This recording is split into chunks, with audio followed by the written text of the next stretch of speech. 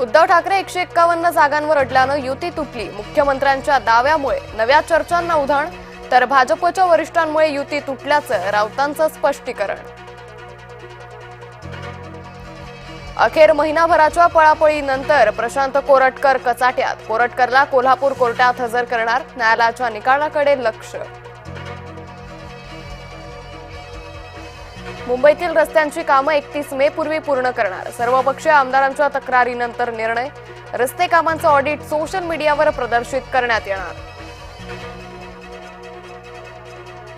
धारावीतील भीषण स्फोटाप्रकरणी 8 जणांवर गुन्हा, रस्त्यावर पार्क केलेल्या सिलेंडरच्या गाडीला आग लागल्यानं स्फोट। धारावीच्या पीएमजीपी कॉलनीतील घटना। नागपूर हिंसाचार प्रकरणी आणखी 3घांना अटक, आतापर्यंत 113 आरोपी कचाट्यात। पोलिसांकडून आरोपींचा शोध सुरूच।